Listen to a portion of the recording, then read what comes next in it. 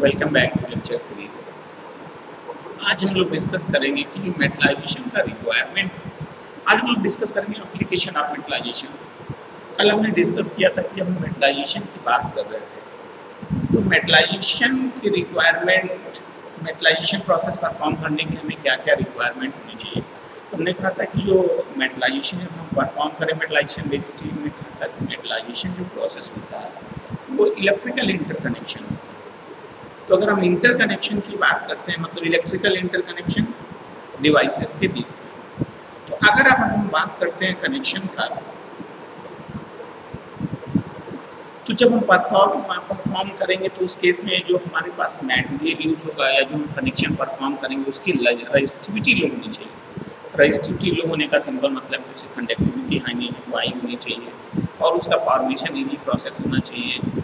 और जब हम एक बार मेटलाइजेशन प्रोसेस परफॉर्म करते हैं उस केस में उसका पैटर्न जनरेशन या सिंपली जो ईचिंग प्रोसेस होता है वो itching process itching means simply कि इजली से जो हमारा मेटल है वो रिमूव हो जाए और वो मैकेनिकली स्टेबल होना चाहिए, वो मैकेनिकली स्टेबल होना चाहिए। उसके बाद smooth surface should be stable to at the high temperature, should not contaminate the wafer, reliable good lifetime। ये हमने प्रीवियस लेक्चर में बात की कि ये मेटलाइजेशन की रिक्वायरमेंट होती है। जब हम मेटलाइजेशन परफॉर्म करते हैं तो हमारा जो बेसिक एम होता है ये कंडीशंस उसमें।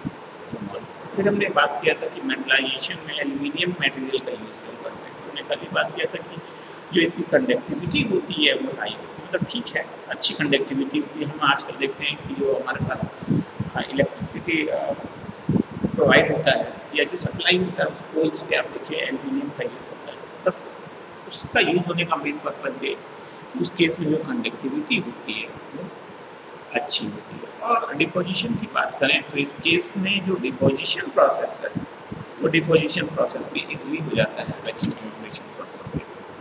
और जब हम इसका फॉर्मेशन करते हैं तो सिलिकॉन डाइऑक्साइड के साथ फॉर्मेशन है वो भी प्रॉपर हो जाता है और इसकी जो सिलिकॉन के साथ बॉन्डिंग होती है। तो आज हम एप्लीकेशन की बात करें। कल हमने बात किया था इनिशियल मेटलाइजेशन के केस में, तो हमने कहा था कि जो मेटलाइजेशन का प्रोसेस होता है बेसिकली जो मेटलाइजेशन है उसका यूज़ हम करते हैं इंटरकनेक्शन के केस में। इंटरकनेक्शन इन सेंस बेसिकली जब हम कभी भी किसी भी सेमीकंडक्टर डिवाइसेस या हम कहते हैं कि आईसी का फैब्रिकेशन कर रहे हैं, तो फैब्रिकेशन के बाद जब हम फॉर्मेशन कर लेते हैं, हम जंक्शन का फॉर्मेशन कर देते हैं, टर्मिनल्स का फॉर्मेशन कर देते हैं, तो उसके बाद क्या होता है कि हम टर्मिनल्स का आपस में इंटरकनेक्शन करते हैं। या हम ये कहते हैं कि जब हम कभी भी आईसी का फैब्रिकेशन करते हैं, आईसी के फैब्रिकेशन के केस में क्या होता है, हमने कहा था कि मल्टी लेवल आईसी की बात हम करते हैं, मल्टी लेवल आईसी या हाइब्रिड आईसी का भी फॉर्मेशन हम करते हैं। जो मल्टी लेवल आईसी की बात करें या हम हाइब्रिड आईसी की बात करें तो बेसिकली हाइब्रिड या मल्टी लेवल आईसी क्या था, ये जो हमारे पास मोनोलिथिक आईसी था उसका इंटरकनेक्शन होता था, मतलब more than 2 monolithic ICs are interconnected together. तो जो ये कनेक्शन का प्रोसेस होता है एक आईसी का दूसरी आईसी से या 2 वेफर्स के बीच में कनेक्शन हम प्रोवाइड करते हैं, ये जो कनेक्शन होता है, ये जो कनेक्शन प्रोसेस होता है हम मेटलाइजेशन के थ्रू करते हैं। ये प्रोसेस बेसिकली हम मेटलाइजेशन में परफॉर्म करते हैं। अब हम डिस्कस ये करते हैं कि जब हम मेटलाइजेशन की बात कर रहे हैं तो इसका यूज़ कहाँ होता है। जैसे यूज़ की बात करें तो हमने पहले ही बताया था कि जो बेसिक प्रोसेस है वो हमारा क्या होता है कि इंटरकनेक्शन होता है। तो अब अगर हम बात करें, आज का हमारा टॉपिक स्टार्ट होता है एप्लीकेशन ऑफ मेटलाइजेशन। तो अगर हम बात करें मेटलाइजेशन का, तो depending upon the purpose for having the metal contacts, metallisation scheme can be classified in generally 2 parts. अब हम कहते हैं अगर हम बात कर रहे हैं मेटलाइजेशन का, तो मेटलाइजेशन को हम क्या करते हैं 2 पार्ट में ब्रेक करते हैं। और ये 2 पार्ट में जो हम ब्रेक कर रहे हैं, ये 2 पार्ट में हम ब्रेक कैसे कर रहे हैं, ये 2 पार्ट में जो हम ब्रेक कर रहे हैं उसके एप्लीकेशन बेस्ड पे ब्रेक करते हैं कि जब हम कनेक्शन परफॉर्म कर रहे हैं, जब हम मेटलाइजेशन कर रहे हैं, तो मेटलाइजेशन के केस में उस जो मेटलाइजेशन हम परफॉर्म कर रहे हैं उससे इंफॉर्मेशन क्या है। तो ये अगर हम दो कैटेगरी की बात करें तो बेसिकली क्या है, ये मेटल कॉन्टैक्ट्स पे purpose depending on the purpose of metal contacts, कि जब मेटलाइजेशन परफॉर्म कर रहे हैं तो हम फॉर्मेशन क्या कर रहे हैं वो डिफाइन करता है कि जो हमारा मेटलाइजेशन है वो कैसा है। तो अगर हम बात करें मेटलाइजेशन का, तो एक पहला जो हमारा स्कीम होता है ओमिक कॉन्टैक्ट मेटलाइजेशन, और दूसरा हमारा जो होता है गेट मेटलाइजेशन। तो अगर ओमिक कॉन्टैक्ट मेटलाइजेशन की बात करते हैं, तो जो ओमिक कॉन्टैक्ट का सिंपल मीनिंग ये है कि अब क्या होता है कि जब हमने कहा कि हम गेट का जब हम कहते हैं कि हम आईसी का फैब्रिकेशन कर रहे हैं, तो हमने आईसी का फैब्रिकेशन ऐसे कुछ कर दिया, ये हमारे पास एसआई सबस्ट्रेट है, इसके बाद हमारे पास ऑक्साइड लेयर भी होता है इसमें।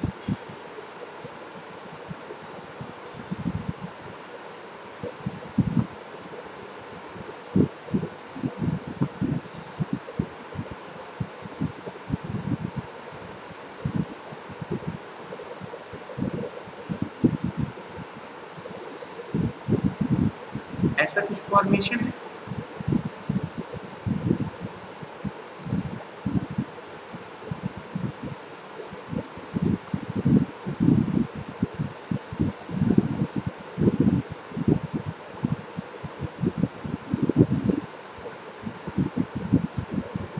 हमने प्रीवियस लेक्चर में देखा भी था। तो अगर हम ओमिक कॉन्टैक्ट मेटलाइजेशन की बात करें तो हमने कहा कि जैसे हम फॉर्मेशन कर रहे हैं, जैसे हमने कहा कि हम मोस का फॉर्मेशन कर रहे हैं, तो हम तो यहाँ से गेट का फॉर्मेशन कर देते हैं। उसके बाद हम क्या करते हैं, ड्रेन का फॉर्मेशन करते हैं, और हम उसके बाद क्या करते हैं, सोर्स का फॉर्मेशन करते हैं। तो जब हमने एक बार डिफ्यूजन या आयन इम्प्लांटेशन के थ्रू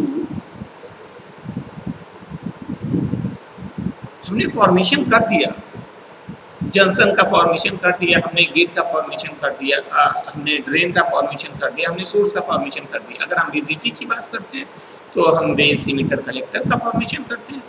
तो जब हमने इमीटर या हम कहते हैं कि इम्प्लांटेशन या डिफ्यूजन के थ्रू हम एक बार फॉर्मेशन कर दिए, तो इसके बाद क्या होता है, हम इसका इंटरकनेक्शन करते हैं, इंटरनल इंटरकनेक्शन होता है।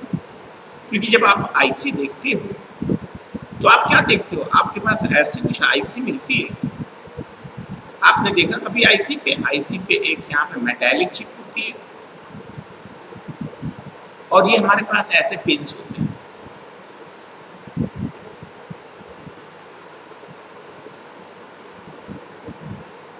एक्चुअली पिन तो यहाँ से होता है, इस पर से, और इसके बाद हम क्या करते हैं, कनेक्शन कर देते हैं। तो यहाँ पे जब हम चिप का फॉर्मेशन करते हैं तो यहाँ पे भी इंटरकनेक्शंस होते हैं।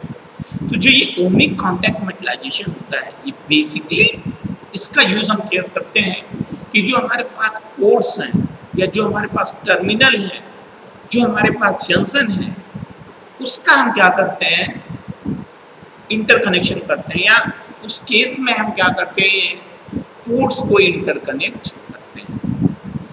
अगर ऐसा केस जनरेट हुआ कि जब हम, जैसे हमने मॉस की बात की, तो मॉस के केस में हम सोर्स, ड्रेन और जो है गेट को इंटरकनेक्ट करते हैं, जंक्शन को कनेक्ट करते हैं। तो अगर इस केस में हम इंटरकनेक्शन करते हैं मेटलाइजेशन के थ्रू, तो ये हमारा कहलाता है ओमिक कॉन्टैक्ट। अभी हम इस पर डिटेल में भी बात करेंगे कि जब हम कभी भी ओमिक कॉन्टैक्ट की बात करते हैं तो हम ये कहते हैं, हमने कहा कि मेटलाइजेशन की प्रॉपर्टीज क्या है। पहली ही प्रॉपर्टी में कहा था कि लो रजिस्टिविटी होनी चाहिए। लो रजिस्टिविटी होने का सिंपल मतलब है कि उसकी कंडक्टिविटी हाई हो जाएगी। तो जब हम ओमिक कॉन्टैक्ट की बात करेंगे तो हमारा मेन एम होगा कि जब हम ओमिक कॉन्टैक्ट परफॉर्म करेंगे तो उस केस में जो फॉर्मेशन होगा, उसका जो रेजिस्टेंस होगा वो मिनिमम होना चाहिए, रेजिस्टिविटी उसकी मिनिमम होनी चाहिए। और दूसरा गेट मेटलाइजेशन होता है। तो गेट मेटलाइजेशन के केस में अब एक चीज और, जब हम ओमिक कांटेक्ट की बात करते हैं तो ओमिक कांटेक्ट में जो रॉ मटेरियल यूज करेंगे वो हम बेसिकली मेटल का यूज करते हैं, हमेशा हम मेटल का यूज करेंगे।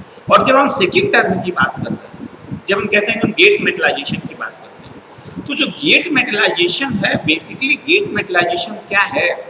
गेट मेटलाइजेशन में हम क्या करते हैं कि गेट का फॉर्मेशन करते हैं। और जब हम गेट का फॉर्मेशन करते हैं तो गेट का फॉर्मेशन हमने पहले ही बात किया था कि जब हम पॉलीक्रिस्टलाइन लेयर क्रिएट करते हैं, सिलिकॉन का पॉलीक्रिस्टलाइन लेयर क्रिएट करते हैं, तो उसी केस में हम गेट का फॉर्मेशन करते हैं, गेट इलेक्ट्रोड का हम फॉर्मेशन करते हैं। तो इस केस में एक्चुअली ये जो पूरा प्रोसेस होता है मेटलाइजेशन जैसा ही, मतलब मेटलाइजेशन ही है कि उसमें भी हम कनेक्शन मतलब फॉर्मेशन करते हैं पूरे एक टर्मिनल का। लेकिन अब क्या दोनों में डिफरेंस क्या रह जाएगा? तो दोनों में डिफरेंस ये हो जाता है कि जब हम गेट मेटलाइजेशन की बात करते हैं तो गेट मेटलाइजेशन के केस में जो रॉ मटेरियल यूज करेंगे हम उसमें मेटल का यूज नहीं करेंगे, उसमें हम मेटल का यूज नहीं करेंगे, इसमें लिखा भी है। उस केस में हम जो यूज करते हैं रॉ मटेरियल, वो बेसिकली सिलिकॉन का ही यूज करते हैं। तो अब यहाँ पे लिखा है कि ओमिक कांटेक्ट, दो टाइप का कांटेक्ट हमने कहा, बात कर ली हमने ओमिक कांटेक्ट और गेट मेटलाइजेशन। तो ohmic contact metallisation is simply forms the ohmic contacts example of aluminium. तो बेसिकली हमने कहा कि जब ओमिक कांटेक्ट की बात करेंगे मतलब हम कोड और जंक्शन के फॉर्मेशन की बात कर रहे हैं। और अब हम अगर इसके बाद सेकंड टर्म की बात कर रहे हैं, जब हम कहते हैं कि हम गेट मेटलाइजेशन की बात करते हैं, तो गेट मेटलाइजेशन में क्या कि gate metal is really not metal. मतलब जब हम कहने हमने कहा कि जब हम गेट का फॉर्मेशन करते हैं तो उसी समय हम पॉलीक्रिस्टलाइन लेयर का फॉर्मेशन करते हैं। तो जो ये पॉलीक्रिस्टलाइन लेयर फॉर्मेशन करते हैं, किससे? हम सिलिकॉन का ही पॉलीक्रिस्टलाइन लेयर क्रिएट किए थे। तो इस केस में जब हम गेट का फॉर्मेशन करेंगे या गेट इलेक्ट्रोड का फॉर्मेशन करेंगे तो उस केस में जो मटेरियल यूज होता है वो हम पॉलीसिलिकॉन का लेयर, सिलिकॉन का लेयर यूज, सिलिकॉन का रॉ मटेरियल यूज करते हैं और पॉलीसिलिकॉन का लेयर क्रिएट करते हैं। तो इस केस में बस बेसिक डिफरेंस क्या हो गया कि जब हम ओमिक कांटेक्ट की बात करेंगे तो हम बेसिकली मेटल के थ्रू इंटरकनेक्ट कर देते हैं पोर्स। और जब हम गेट मेटलाइजेशन की बात करते हैं तो गेट मेटलाइजेशन के केस में हम क्या करते हैं कि हम ये टर्मिनल्स का फॉर्मेशन करेंगे और उस केस में जो मटेरियल यूज करते हैं हम नॉन मेटल यूज करते हैं, और जो मटेरियल यूज होता है वो सिलिकॉन होता है, पॉलीसिलिकॉन के लेयर क्रिएट करते हैं। तो ये बेसिकली हम बात करते हैं इसके एप्लीकेशन का। और अब हम बात करेंगे नेक्स्ट इसमें फॉर्मेशन की बात करते हैं। भी हम एप्लीकेशन को वन बाय वन डिस्कस करते हैं। जैसे पहले हमने कहा था कि अभी हम डिटेल में डिस्कस करेंगे ओमिक कांटेक्ट मेटलाइजेशन।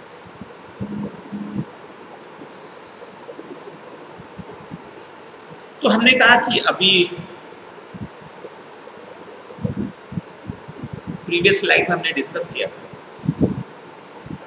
कि जब हम ओमिक कांटेक्ट मेटलाइजेशन की बात करते हैं तो ओमिक कांटेक्ट मेटलाइजेशन का सिंपल मीनिंग ये है कि हम क्या करते हैं कि इस केस में पोर्ट का या टर्मिनल्स का इंटरकनेक्शन करते हैं, जंक्शन का इंटरकनेक्शन कर देते हैं। और इस केस में हम जो रॉ मटेरियल यूज होगा वो रॉ मटेरियल क्या यूज करेंगे? हम मेटल यूज करेंगे। और हमने कहा कि अब हम मेटल यूज कर रहे हैं और हम मेटलाइजेशन परफॉर्म कर रहे हैं, तो हमने कहा कि मेटलाइजेशन परफॉर्म करने के टाइम हमने कहा था रिक्वायरमेंट ऑफ मेटलाइजेशन। जब हम मेटलाइजेशन परफॉर्म करते हैं तो क्या हमारे पास स्पेसिफिक पैरामीटर्स होना चाहिए, उस पर हम बात करते हैं। तो अगर हम ऐसी बात कर रहे हैं तो इस केस में हमने पहले ही चीज कहा था कि जो उसकी रजिस्टिविटी होनी चाहिए वो लो होनी चाहिए, क्योंकि रजिस्टिविटी जो है वो इनवर्सली प्रोपोर्शनल होता है हमारा कंडक्टिविटी। तो इसमें लिखा है कि first requirement of ohmic contact metallization is that the ohmic contact must have low resistance. अब अगर हम बात करते हैं कि हम कहते हैं कि लो रेजिस्टेंस है, रेजिस्टेंस का मतलब आप सब जानते ही हैं। बेसिकली क्या करेगा रेजिस्टेंस, क्या करेगा जब हम किसी सर्किट में रेजिस्टेंस की बात करते हैं तो क्या करता है, वो करंट फ्लो को रिड्यूस करता है, मिनिमाइज करता है, ब्लॉक उसका क्या कहते हैं अपोज करता है। तो अगर मिनिमम वैल्यू है तो मिनिमम वैल्यू में कुछ लॉसेस होंगे और हमारा जो करंट है वो फ्लो करेगा। लेकिन हम कहते हैं रेजिस्टेंस की वैल्यू मैक्सिमम हो जाएगी, तो इस केस में क्या होगा, तो इस केस में जो फ्लो है वो ब्लॉक हो जाएगा। तो अब अगर हमने बात किया मेटलाइजेशन का, तो हमने मेटलाइजेशन में क्या किया है, मेटलाइजेशन में हमने किया कि हमने पोर्ट को इंटरकनेक्ट कर दिया। हमने जो हमारे पास हम आईसी को फैब्रिकेशन कर रहे हैं, आईसी को हम क्या कर रहे हैं एक्सटर्नली कनेक्ट कर दे रहे हैं, एक्सटर्नल एनवायरनमेंट से कनेक्ट कर दे रहे हैं। एक्सटर्नल एनवायरनमेंट का सिंपल मतलब वो सप्लाई सोर्सेज से हम कनेक्ट कर रहे हैं, हम उसको पावर सप्लाई से कनेक्ट करने के लिए पोर्ट का फॉर्मेशन कर रहे हैं। तो अगर हम ये कहते हैं कि जैसे अगर हम कहते हैं कि अगर रेजिस्टेंस हमने हाई कर दिया और जब हम रेजिस्टेंस हाई कर दे रहे हैं और हम सप्लाई देंगे तो जो पूरा पावर सोर्स है वो हमारे डिवाइस तक एज पर रिक्वायरमेंट ही जो उसकी रिक्वायरमेंट होगी उससे बिलो हो जाएगा, क्योंकि हाई रेजिस्टेंस के केस में वो अपोज करेगा, मैक्सिमम अपोज करेगा। तो इस केस में जब कभी भी हम मेटलाइजेशन की बात करते हैं तो हम कहते हैं कि जो ये कनेक्शन है, ये जो कॉन्टैक्ट पॉइंट हो रहे हैं या जो हम इंटरकनेक्ट कर रहे हैं, तो उस केस में जो इंटरकनेक्शन है उस पॉइंट पे जो रेजिस्टेंस की वैल्यू वो मिनिमम हो, जिससे जब हम सप्लाई प्रोवाइड करें तो हमारा जो मैक्सिमम सप्लाई है वो उस पॉइंट ऑफ कांटेक्ट या इलेक्ट्रिकल इंटरकनेक्शन के थ्रू कैरियर्स का या करेंट्स का फ्लो। तो इसमें वही बात कर रहा है कि first requirement of ohmic contact metallisation is that the ohmic contact must have low resistance. अब सेकेंड बात करता है कि अगर हम रेजिस्टेंस कैलकुलेशन की भी बात करते हैं तो contact resistance is denoted by RC and given by, ये फॉर्मूला है कैलकुलेट करने का। ये आरसी हमारा कॉन्टैक्ट रेजिस्टेंस कैलकुलेट कर रहा है कि अगर हम किसी भी पॉइंट ऑफ कॉन्टैक्ट पे जहाँ मेटलाइजेशन परफॉर्म कर रहे हैं वहाँ पे अगर हम कैलकुलेट करते हैं कि जो हमारे रेजिस्टेंस की वैल्यू कितनी है तो हम उससे इजीली कैलकुलेट कर सकते हैं। और कैलकुलेशन के लिए हम सिंपली क्या करते हैं, जो आर है उसको हम differentiate R equal to dV by dz, मतलब सिंपली हम वोल्टेज को करंट डेंसिटी के रिस्पेक्ट में डिफरेंशिएट और इनिशियल स्टेज पे हम कहते हैं कि अप्लाइड वोल्टेज है उसी dV बाई dt। तो इस केस में जो V है, यहाँ पे V हमारा अप्लाइड वोल्टेज है और जो J है वो करंट डेंसिटी। तो इससे हम क्या कर रहे हैं कि जो हमारे पास रेजिस्टेंस की वैल्यू है वो कैलकुलेट कर लेते हैं। अब हम बात करते हैं कि जब हमने बेसिक समझ लिया कि जो कॉन्टैक्ट मेटलाइजेशन के बारे में, कि हमने कॉन्टैक्ट मेटलाइजेशन में बेसिकली पोर्ट्स का या टर्मिनल्स का इंटरकनेक्शन किया, या हमारे पास जो आईसी है आईसी को हमने इंटरकनेक्ट कर दिया। तो अब हमने ये भी कहा कि जब हम इंटरकनेक्शन प्रोसेस परफॉर्म कर रहे हैं तो जब कनेक्शन हम परफॉर्म करेंगे तो जो पॉइंट ऑफ कांटेक्ट होगा या जो इलेक्ट्रिकल कनेक्शन होगा उस केस में जो रेजिस्टेंस की वैल्यू है वो मिनिमम होनी चाहिए। अब हम बात करेंगे इसके फॉर्मेशन का। अब हमारा जो नेक्स्ट डिस्कशन है कि अब हम वो टेक्निक यूज करेंगे कि हम जो है इलेक्ट्रिकल इंटरकनेक्शन को परफॉर्म करेंगे। तो अब बात करते हैं metal are usually deposited by physical vapour deposition process. तो अगर हम बात करते हैं कि जो है पीवीडी प्रोसेस, जब हम कभी मेटलाइजेशन की बात करेंगे तो बेसिकली हम जो प्रेफर करेंगे और हम परफॉर्म भी करते हैं वो फिजिकल वेपर डिपोजिशन प्रोसेस होता है। तो जो पीवीडी प्रोसेस होता है इसको हम प्रेफर क्यों करते हैं और क्या प्रोसेस है?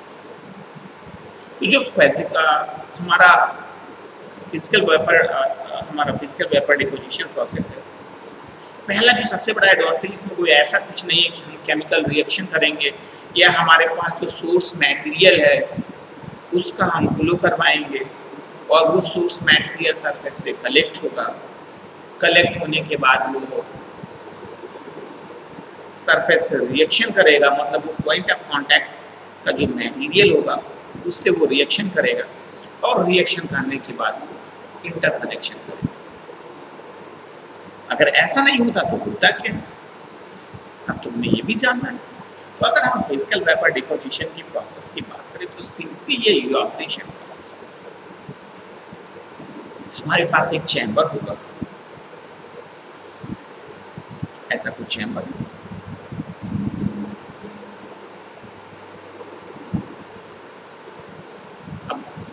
अभी हम डिटेल में चैम्बर पे पूरी बात करेंगे, हम तो एक ऐसे ही बता रहे हैं कि हमारे पास यहाँ पे ससेप्टर है, हमने वेफर को प्लेस्ड कर दिया। ये एग्जैक्ट नहीं है, मैं अभी भी बता रहा, ये एग्जैक्ट नहीं है। यहाँ पे इनलेट होगा, इनलेट मतलब वो रॉ मटेरियल, फिर हम यहाँ पे टेम्परेचर को मेंटेन किए रहते हैं, या हम कहते हैं कि इधर इनलेट लगा देते हैं, इस पर फ्लो का इवैपोरेट होकर कलेक्ट होता रहता है, ऐसा कुछ। बेसिकली क्या होगा इस केस में, पहले हम क्या करते हैं कि हमारे पास चैम्बर होगा, चैम्बर में हम वैक्यूम क्रिएट करेंगे। पहले हम रफ वैक्यूम क्रिएट करेंगे इनिशियल पंप के थ्रू, इसमें पंप का कनेक्शन होता है, और उसके बाद हम हाई वैक्यूम कंडीशन में जनरेट कर देंगे। अब जब हम हाई वैक्यूम कंडीशन जनरेट कर देते हैं तो इसके बाद का जो प्रोसेस होता है, अब हमारे पास रॉ मटेरियल है, और हम कहते हैं कि हम अगर मेटलाइजेशन की बात करते हैं तो हमारे पास जो रॉ मटेरियल है वो क्या है, वो हमारे पास केमिकल मेटल है। अब क्या हम हमारे पास जो सॉलिड स्टेट में मेटल है, क्या हम उसको डायरेक्टली उस पर लाके चिपका थोड़ी ना देंगे, नहीं ले। तो हम क्या करते हैं कि जो हमारे पास सोर्स मटेरियल होगा वो इनिशियल तो सॉलिड फॉर्म है, तो हम पहले क्या करते हैं कि जो हमारे पास रॉ मटेरियल सॉलिड फॉर्म में है उसको हम गैसियस या वेपर फॉर्मेट में कन्वर्ट करते हैं। तो जो पहला काम है कि रॉ मटेरियल में हम लोग का रॉ मटेरियल सॉलिड है, तो रॉ मटेरियल को हम क्या करते हैं कि गैसियस फॉर्मेट में या वेपर फॉर्मेट में कन्वर्ट करते हैं। अब हमारे पास जो सोर्स है वो वेपर या गैसियस फॉर्मेट में है, तो जो भी इनलेट है, जैसे हमने कहा ये इनलेट है, यहाँ पे हम वैक्यूम कंडीशन क्रिएट कर देंगे। अब हम इसको इनलेट के थ्रू फ्लो करवाते हैं, और जब हम इनलेट के थ्रू फ्लो करवाएंगे तो ये हमारे पास जो ससेप्टर होगा या जो होल्डर है, सीड होल्डर है, उस पर हमारे पास वेफर प्लेस्ड होंगे, तो ये वेफर पे आएंगे, कलेक्ट होंगे, और यहाँ पे जो टेम्परेचर होता है वो टेम्परेचर भी हम मेंटेन किए रहते हैं, हाई टेम्परेचर होता है उसके। एक बार जब गैसेस या वेपर फॉर्मेट में जो मटेरियल है वो आके सरफेस पे कलेक्ट हुआ, उसके बाद क्या होगा कि टेम्परेचर डाउन होगा, और टेम्परेचर डाउन होने का सिंपल मतलब है कि कूलिंग प्रोसेस स्टार्ट होगा, कंडेंसेशन स्टार्ट हो जाएगा। तो जो ये हमारे पास वेपर या गैसियस फॉर्मेट में जो सोर्स मटेरियल था वो सॉलिड फॉर्म में कन्वर्ट हो जाएगा, और जब सॉलिड फॉर्म में कन्वर्ट हो गया तो इसका मतलब हमने बात किया था प्रीवियस स्लाइड में, ऐसा कुछ ये हम दिखाते हैं आपको, ऐसा कुछ फॉर्मेशन हो जाएगा इस केस में कि हमारे पास जो रॉ मटेरियल, ये जो ब्लू कलर दिखा रहा है ये वही रॉ मटेरियल। अब रॉ मटेरियल का हमारा कलेक्शन यहाँ पे सारे कलेक्ट हो जाएंगे, और कलेक्ट होने के बाद उसमें टेम्परेचर का ड्रॉप हो जाएगा। अब वो सॉलिड स्टेट में कन्वर्ट हो जाएंगे। तो उसके बाद फर्दर हम क्या करते हैं कि हम ईचिंग करेंगे। ईचिंग करने के बाद हम क्या करते हैं, सेलेक्टिवली पोर्शन को रिमूव कर देते हैं, और फाइनली जो हमारा प्रोसेस है मेटलाइजेशन का वो कंप्लीट हो जाता है। तो अब हम बात करते हैं नेक्स्ट टॉपिक पे, इसके बाद हम मेथड पे बात करेंगे, उसके पहले हम डिपोजिशन प्रोसेस की बात करते हैं।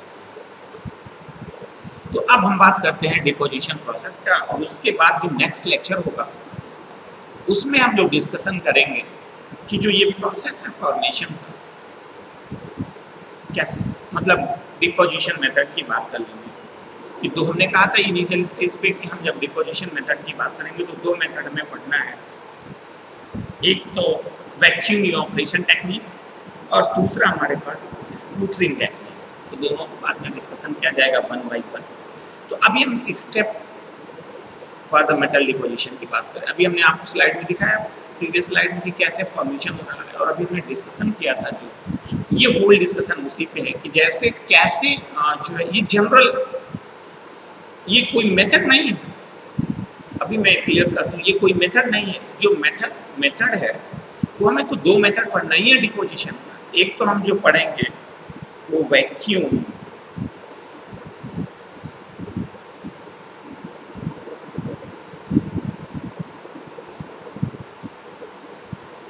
इवेपोरेशन टेक्निक पढ़ना है,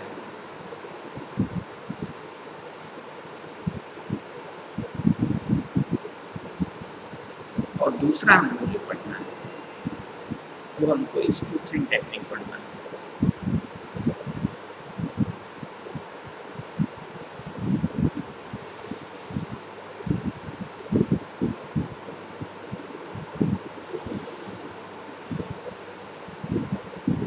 तो ये तो हमें पढ़ना ही पढ़ना है टेक्निक की जो हम बात कर रहे हैं, लेकिन अभी हम जो बात करेंगे वो केवल और केवल हम अभी जनरल बात कर रहे हैं कि कैसे हम डिपॉजिट करेंगे, और बाद में एक बार जब हम डिपोजिशन प्रोसेस की बात कर लिए फिर हम बात कर लेंगे इसमें कि वैक्यूम इवेपोरेशन टेक्निक क्या होता है और स्पूटरिंग टेक्निक क्या होता है। तो अब हम बात करते हैं पहले मेटल डिपोजिशन प्रोसेस की।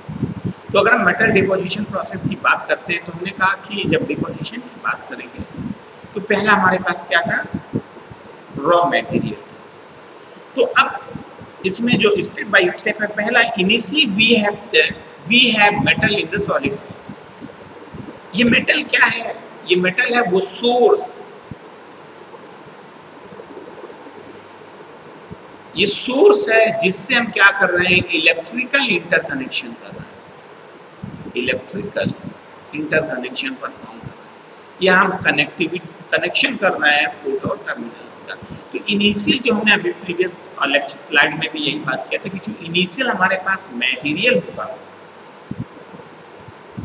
वो जो हमारा मटेरियल वो सॉलिड फॉर्म है, और अगर सॉलिड फॉर्म में हमारा मटेरियल है तो हम डायरेक्टली कभी भी फॉर्मेशन नहीं करते। तो क्या करेंगे, अब सॉलिड तो है नहीं कि हम ऐसे ले आए और ऐसे चिपका दिए इसको, ऐसा तो हम करेंगे नहीं। तो हम क्या करते हैं, इसको गैसियस या वेपर फॉर्मेट में कन्वर्ट करते हैं। तो we have form this metal into gas और वेपर। अब जो हमारे पास सॉलिड मटेरियल सोर्स था उसको हम क्या कर रहे हैं कि मेटल, उसको उस मेटल को जो सॉलिड फॉर्म में मेटल था उसको हम गैसियस या हम उसको वेपर फॉर्मेट में कन्वर्ट कर देंगे। और एक बार जब हमारे पास रॉ मटेरियल गैस या वेपर फॉर्मेट में आ जाएगा तो उसके बाद हम क्या करेंगे, फॉर्मेशन स्टार्ट करेंगे। After getting metal in gaseous form, transport it to the target where we want to deposit the metal. तो हमने कहा कि इनिशियल वो कंडीशन थी जब हमने पहले हमारे पास सॉलिड स्टेट मेटल था, उसको हमने गैसियस या वेपर फॉर्मेट में कन्वर्ट कर लिया। इसका मतलब जो सोर्स है, सोर्स को हमने कम्प्लीटली फॉर्म कर लिया। अब जो ये गैसियस या वेपर फॉर्मेट है, जैसा हमने प्रीवियस स्लाइड में बताया था कि अब इसको हम इनलेट के थ्रू क्या करते हैं, ट्रांसपोर्ट करते हैं जो हमारे पास सैंपल है या सबस्ट्रेट मटेरियल है। एक बार अब हम इसको ट्रांसपोर्ट करके सैंपल या सबस्ट्रेट मटेरियल तक कलेक्ट कर लेते हैं तो उसके बाद वो फॉर्मेशन 50% कंप्लीट हो जाता है, और जो ही इसका कूलिंग हो जाएगा या कंडीशन चेंज हो जाएगा तो ये सॉलिड स्टेट में फिर से कन्वर्ट हो जाएगा। तो एक बार हम अब नेक्स्ट स्टेप होता है कैरी करना, और इसको कैरी करके हम जो है वेफर पे लाके डिपॉजिट कर देते हैं। Finally the metal which is in gaseous form, it must be condensed back as a film on the target। इसका सिंपल मीनिंग ये होगा कि अब हमारे पास जो वेपर या गैसियस फॉर्मेट में रॉ मटेरियल था, हमने उसको कैरी करवा दिया सबस्ट्रेट या वेफर पे। उसके बाद उसमें टेम्परेचर ड्रॉप होगा, कंडेंस होगा, मतलब सिंपली अब वो जो वेपर गैसेस फॉर्मेट में था टेम्परेचर डाउन होके वो सॉलिड फॉर्म में कन्वर्ट हो जाएगा, और ये जो सॉलिड फॉर्म में कन्वर्ट हो जाएगा एक फिल्म क्रिएट हो जाती है, और उसके बाद हम सेलेक्टिवली क्या करते हैं, ईचिंग करके रिमूव कर देते हैं। तो अगर फाइनल स्टेप की बात करें तो 3 स्टेप का प्रोसेस हो गया ये। So there are the 3 step for the deposition of metal.